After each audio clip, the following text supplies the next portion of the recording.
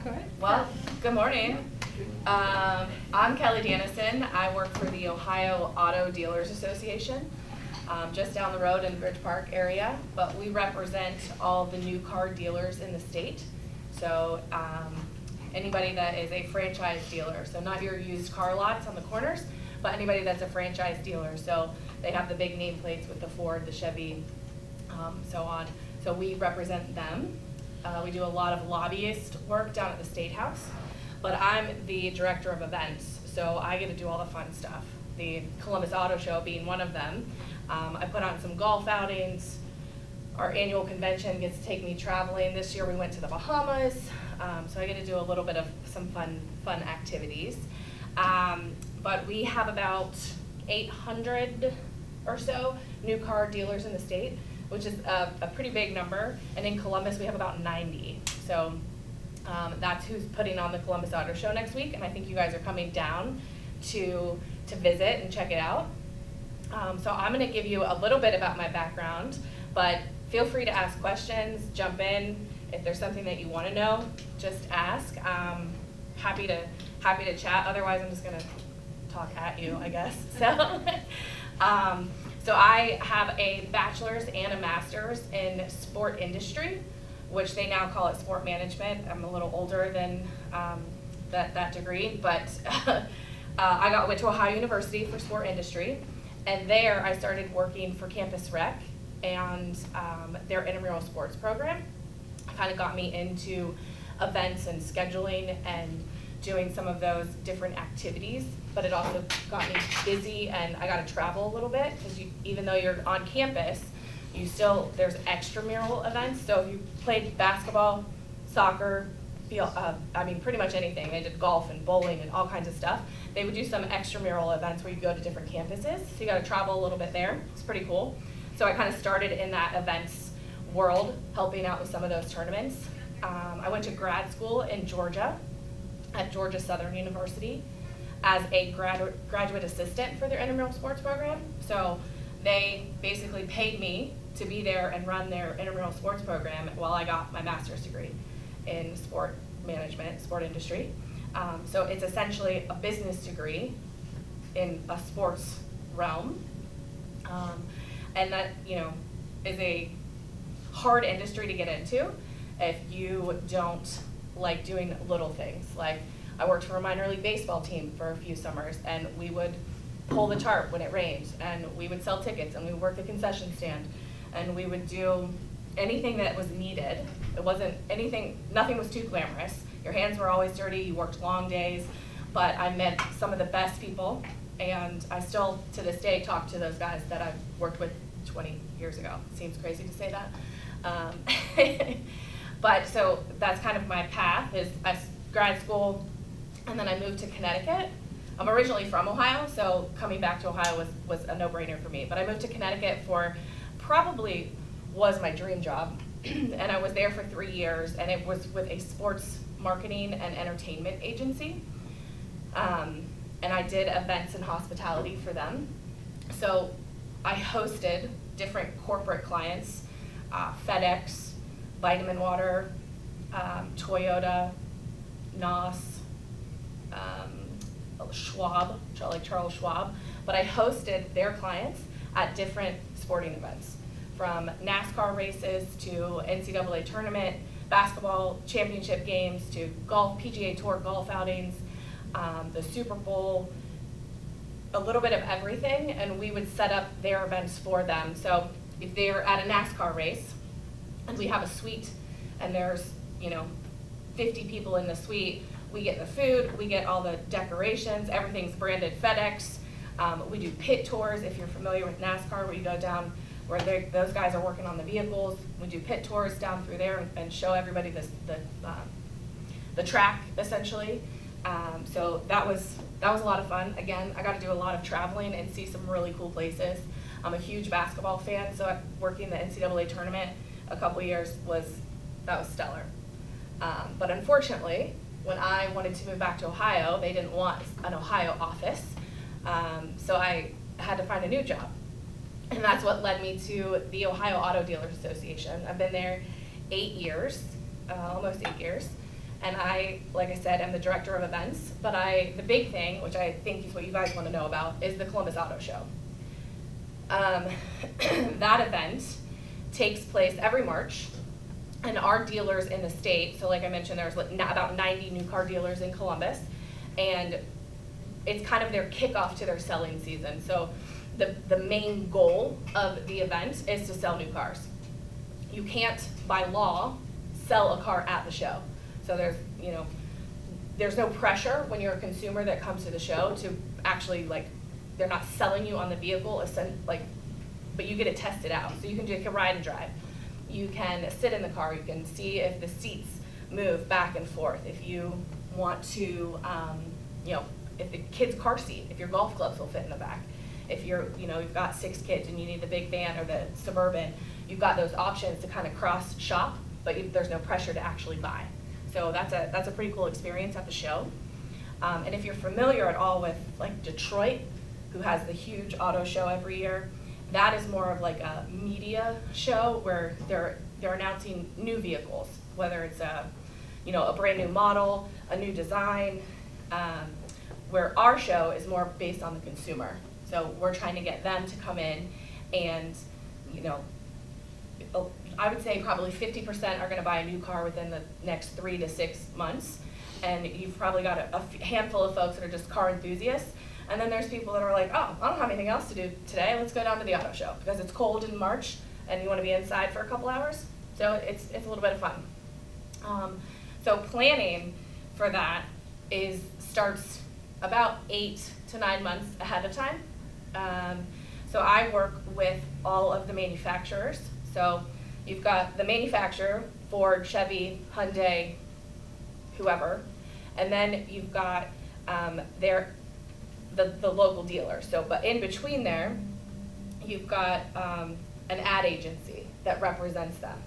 So the manufacturer says, hey, I want 10,000 square feet at the auto show. So then I'm like, okay, so I put them into my little map. They get the invoice, they get billed out. Then we just have lots of communication as to when they can bring the displays in, when they can bring their cars in, and getting everything ready to go.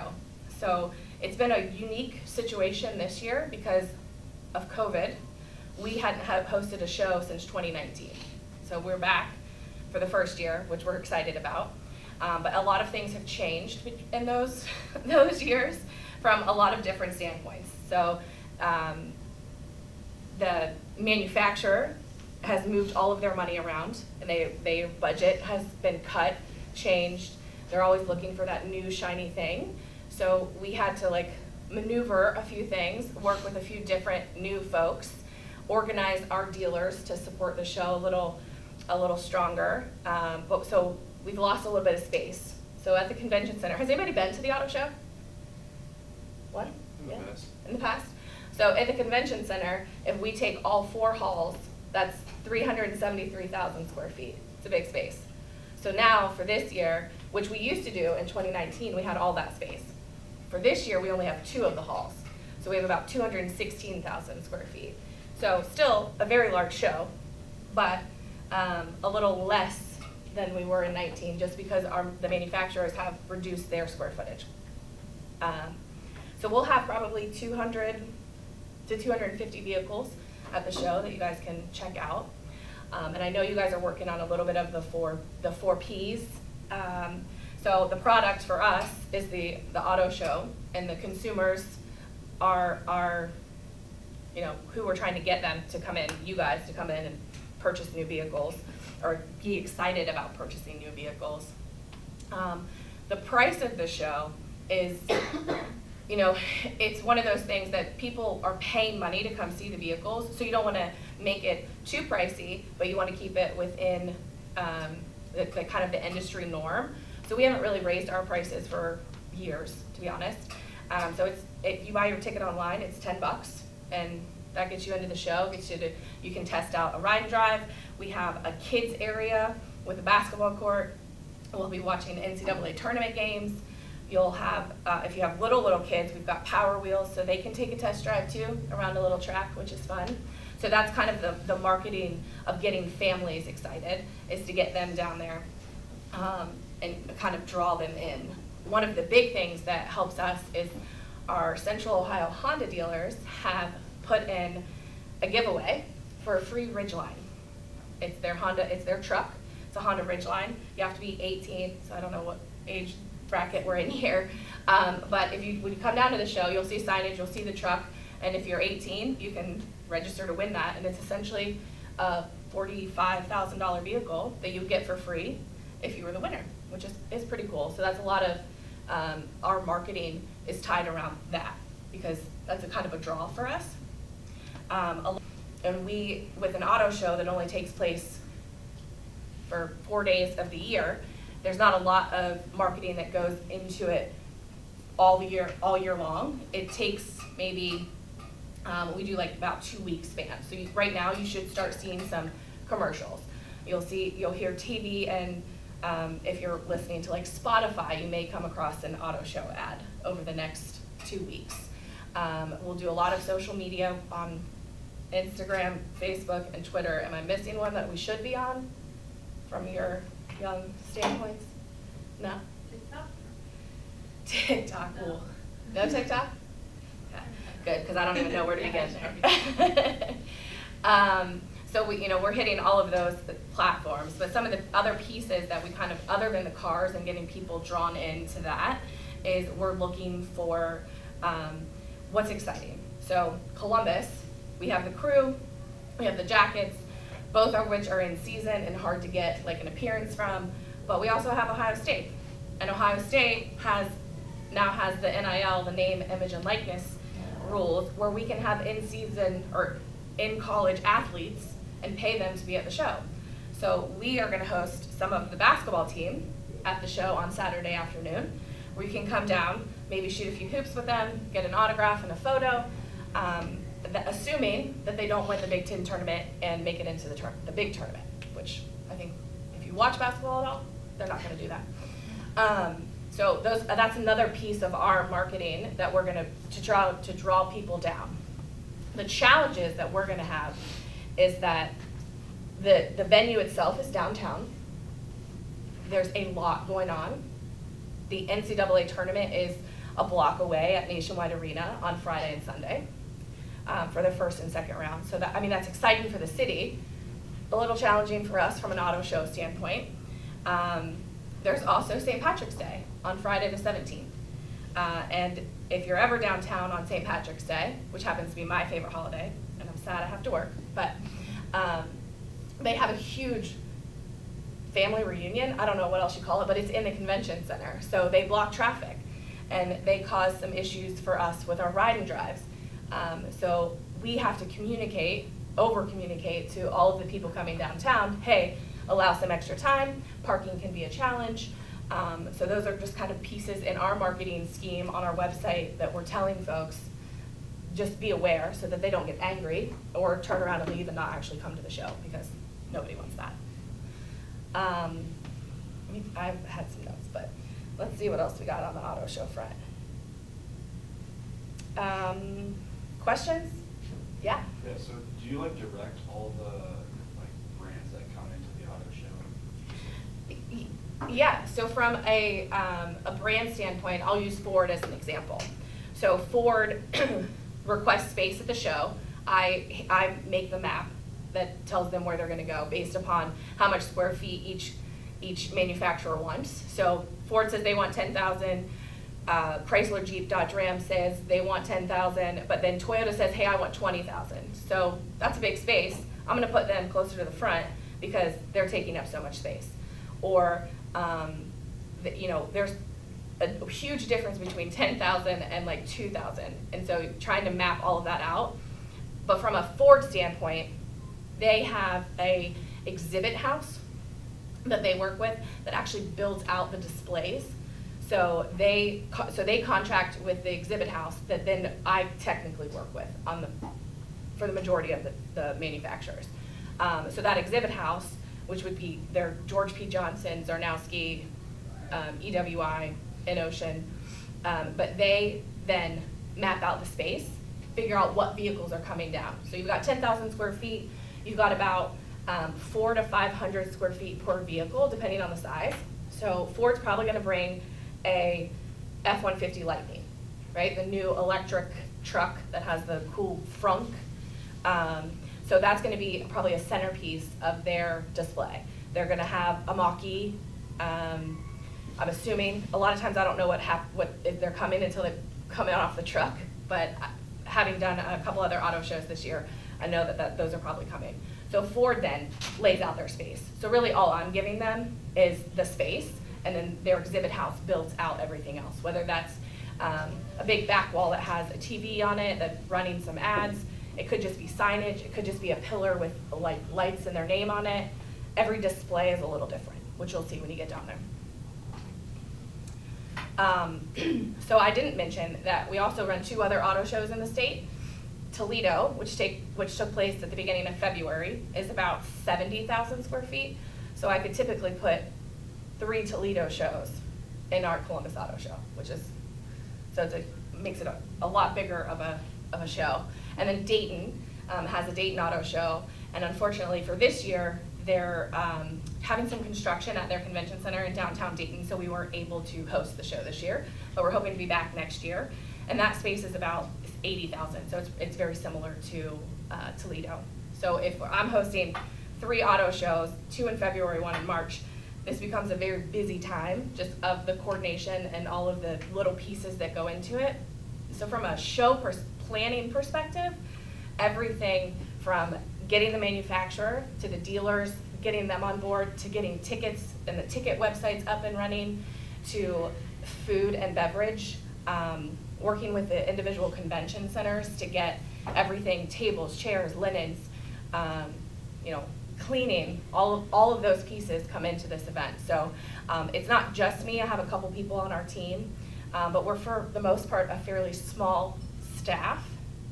So it's a crazy little winter for me normally. Yeah. Questions? Sorry, Adrian.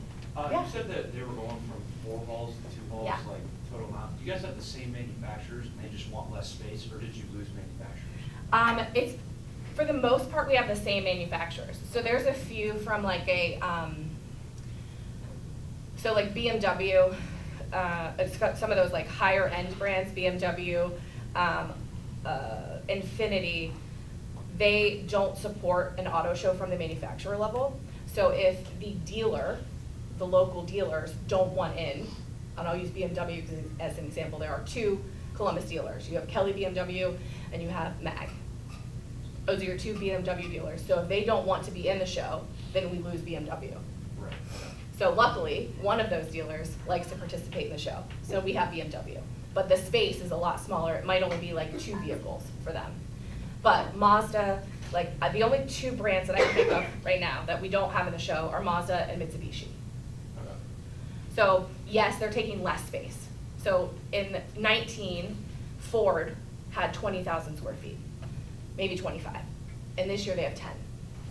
So, and if everyone does that, it just makes the show a little smaller. Right, gotcha. And if you've been to the show, I don't know if you remember, the Ram truck experience, which was the giant like indoor track, that took up a lot of space, but it's not coming back. So that shrinks our show hall a little bit too. But you won't feel it because there's not going to be a big empty space. So we were able to fill it with mainly our main vehicles. We've got a few like little vendor booths that like to come into auto shows because they want the consumer public. So working with like Able Roofing and Leaf Guard and Gutter whatever and Bath Fitter and all of those folks that just want people, they come into the show and they have like a small 10 by 10 booth.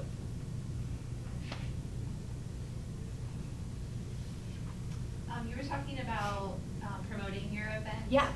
Do you make the commercial? Do you decide what's going to go in the commercial, and how you've been talking about segmenting the market the past couple of days? So how are you targeting certain groups of people, and how do you come upon those groups? Yep. So our demographic for an auto show is typically 2 to 1 males.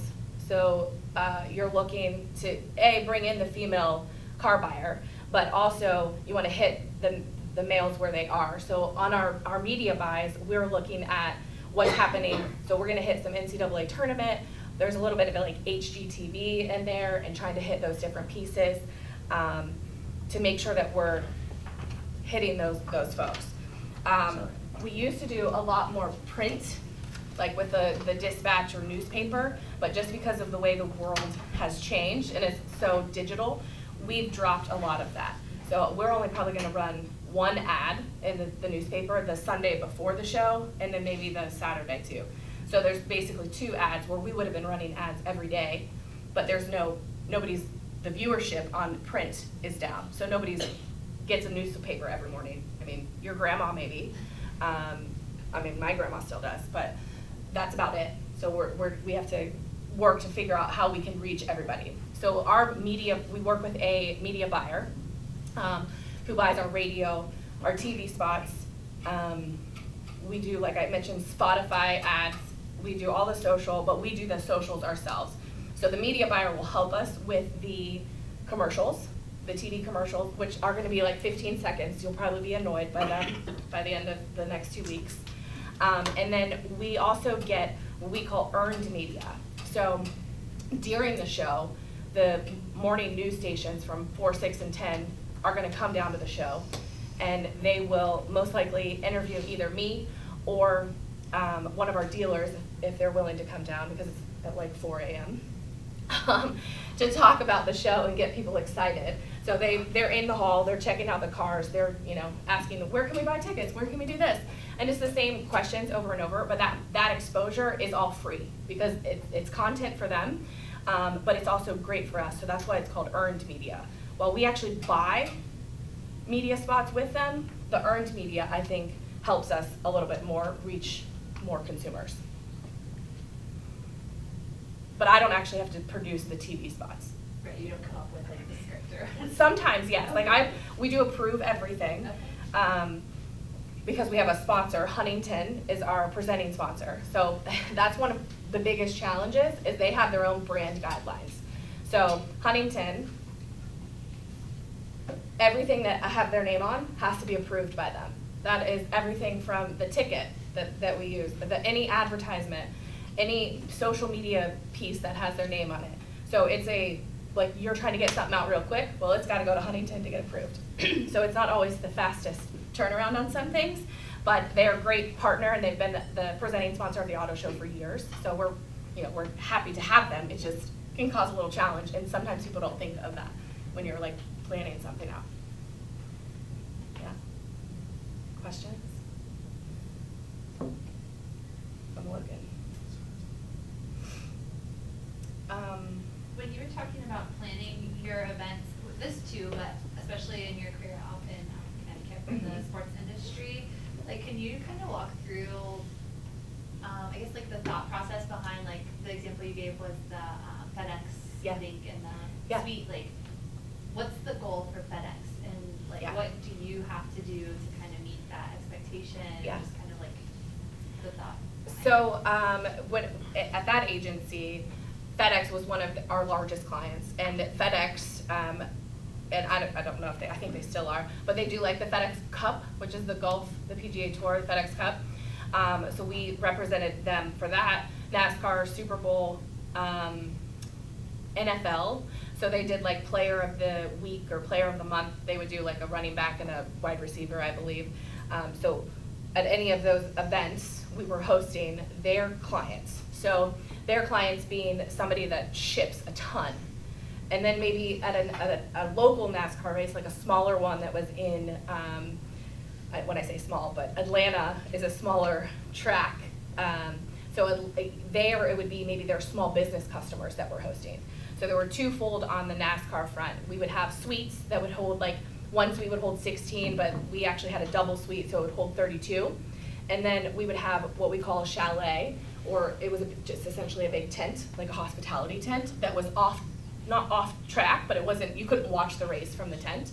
So we would host maybe like 200 people in there, and then we could still do the tours, and they would just have tickets in the stadium rather than in the suite. How do you like decide how to decorate and what food to get and what? Like, so when we were doing the chalets, when you're outside, there are banners and banners and banners and banners and banners. So Denny Hamlin, the number 11 driver, is still the FedEx driver, to my knowledge, yes. I mean, he has been for years. So everything is branded number 11, Denny Hamlin, FedEx. And depending on his paint scheme with FedEx, they have 4 branches. They have FedEx Office, they have FedEx Freight, they have FedEx Express, and what's the other one? Ground, FedEx Ground. So their paint colors, so FedEx Ground is green. So that's how we would determine what car he's driving that day is what banners would go out. So you had to know a little bit. So you would work with Joe Gibbs Racing, JGR, and so you have that connection there. But then you also have your client, who's FedEx, because I'm on the agency side, who's their client, and then you're working with their clients. So it's a little bit of a lots of Working with people. lots of people. Yeah, Lots of working on people. teams. Communication is key, always. Yeah. Yeah. For sure. Yep. Questions? I know one of the questions you had asked me is what are some industries that people don't think about when they're trying to figure out what you want to be with when you grow up? I still don't know half the time what I want to be, but I think I found my little niche in event planning, because I'm just, that organization is kind of my wheelhouse. Like, I don't need to be on the fancy side. I'll do all the back end work. But for me, taking any internship, any chance to try something new, and whether it's for a day, like a volunteer shift, or you take an internship at a minor league baseball team like I did, and literally pull the tarp on rain delays, you learn so much. You learn about yourself, you meet some really cool people, and you can be like, hey, I hated that, but let me see what else I can do. Because a lot of those places, there are other opportunities within that you can figure out. So if you're a sports nut and you think, hey, I want to work in minor league baseball, or I want to work for Major League Baseball, you better be willing to sell tickets, because that's the ground level for any sport related thing is, can you sell, and can you sell tickets on a cold call, which is hard to pick up a phone, especially these days when you email and text 90% of the time. When's the last time you called somebody? Did you call somebody yesterday on a phone?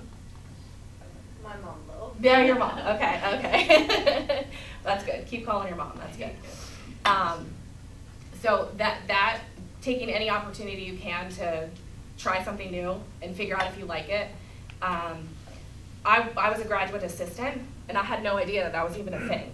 A lot of colleges, if you want to go to college, I'm not saying go to college, that's up to you. But a lot of colleges will have graduate assistant programs that they need. Even when I walked in my first day for grad school, they're like, who doesn't have a graduate assistantship? And they needed people to work. So then they pay you to go to school, and then you're not tanking your credit by having so much loans out. So that's another option. And then association work, which I've learned since I'm working with the association, is that there is an association for everything. There's association for funeral home directors. There's an association for farmers, for everything. So whatever industry you're in, if you're looking to be in the business world, events, you can find that kind of place. So if you figure out what industry you want to be in, but you're not quite sure what you want to do within that, an association is a great place to start. So I'm not a new car dealer. I don't sell cars. Couldn't tell you how to work on a car to save my life. But I've learned so much about that industry just working for the association as an event planner, because that's essentially what I am, is an event planner. So just try new things. Yeah. More questions? Yeah. What steps did you take up to lead to this position? So I had a lot of jobs in between Connecticut and Columbus. I had a lot of random things. I worked as a conference planner. I worked at a apartment complex as you pay your rent to me, essentially. That was awful. But again, I tried it.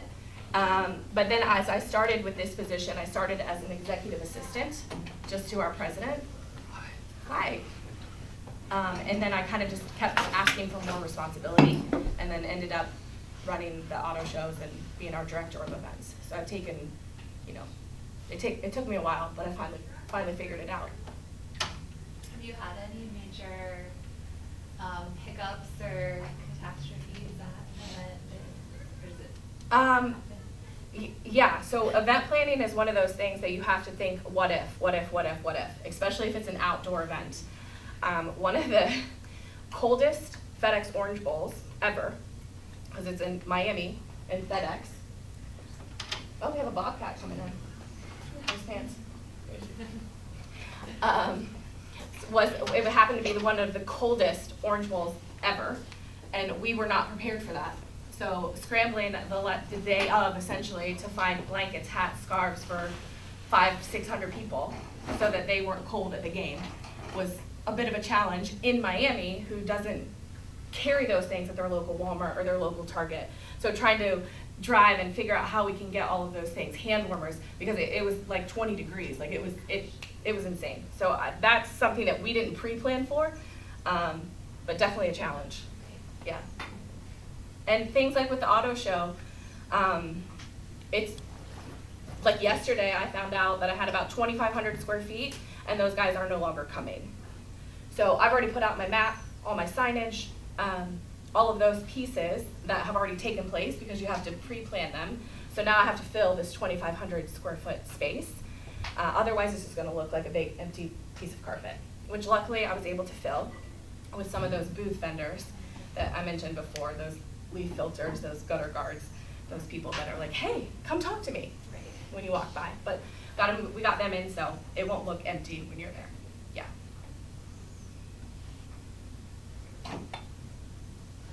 Yeah. Have you gained like other sponsors that are like car related other than those other vendors? Or is it like difficult to do that? A great question. So we try to think outside the box of who, for an auto show perspective, who can we partner with that is going to benefit from all the consumers that are coming there. This year it's been a little bit of a challenge because of COVID and us not having the show for 3 years. They've changed their budget. So if they don't have you in their mind when they create their budget, it's hard to get that money. So in 19 and 20, if we would have hosted the show, we had like Moo Moo Car Wash. So Moo Moo as the official car wash of the Columbus Auto Show. Linex, also in the auto industry, but they do like bed liners and stuff on trucks. They were a sponsor again previously. This year, our sponsors for the auto show is really just Huntington. But we do host a charity gala, which I didn't mention, in conjunction with the auto show, and a lot of those sponsors are just auto industry related folks, banks, lawyers, accounting firms, people that want to be in front of our dealers will sponsor those kind of things. So yes, it is hard to kind of think, we've reached out to places like AAA, maybe anybody that wants that, like insurance companies, like Nationwide, State Farm, those kind of things, would be a great fit for the auto show. It's just finding the right person to talk to who has the money and getting them to say, yeah, that's a great idea. So pitching to them and working up a package for them is a little bit challenging, but something that is on my plate as well. So you do the sales for Mm-hmm. Yeah.